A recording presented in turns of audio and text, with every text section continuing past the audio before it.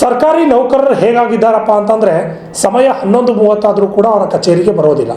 ಇದರಿಂದ ಪ್ರತಿನಿತ್ಯವೂ ಕೂಡ ಸಾರ್ವಜನಿಕರು ಪರದಾಡುವಂತಹ ಪರಿಸ್ಥಿತಿ ನಿರ್ಮಾಣವಾಗ್ತಾ ಇದೆ.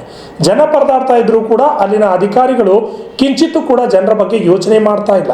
ಹೌದು, ಈ ಒಂದು ಘಟನೆ ಎಲ್ಲಿ ನಡೆದಿದೆ ಅಂತ ಅಂದರೆ, ಅಧಿಕಾರಿಗಳು ನಿರಂತರವಾಗಿ ಬರ್ತಾನೆ ಇಲ್ಲ, ಬಹಳಷ್ಟು ತಡ ಮಾಡ್ತಾರೆ, ಸಾರ್ವಜನಿಕರು ಪರದಾಡುವಂತಹ ಪರಿಸ್ಥಿತಿ ನಿರ್ಮಾಣವಾಗಿದೆ ಅಂತ ಮುಗಳಕೋಡ, ರಾಯಬಾಗ ತಾಲೂಕಿನ ಮುಗಳಕೋಡ ಪಟ್ಟಣದ ಜನಸಾಮಾನ್ಯರು ಕಿಡಿಕಾರಿದ್ದಾರೆ. ಮುಗಳಕೋಡ ಪುರಸಭೆಯಲ್ಲಿ ನೌಕರರಿಲ್ಲದೆ ಖಾಲಿ ಹೊಡೆಯುತ್ತಿದೆ.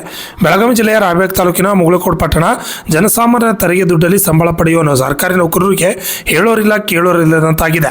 ಜನಸಾಮಾನ್ಯರ ಅಳಲು ಕೇಳಬೇಕಿದ್ದ ಸರ್ಕಾರಿ ಅಧಿಕಾರಿಗಳು ನಾಪತ್ತೆಯಾಗಿದ್ದಾರೆ. ಮುಗಳಕೋಡ ಪುರಸಭೆ ಸಿಬ್ಬಂದಿಗಳ ನಡೆಗೆ ಸಾರ್ವಜನಿಕರು ಆಕ್ರೋಶ ಹೊರಹಾಕಿದ್ದಾರೆ.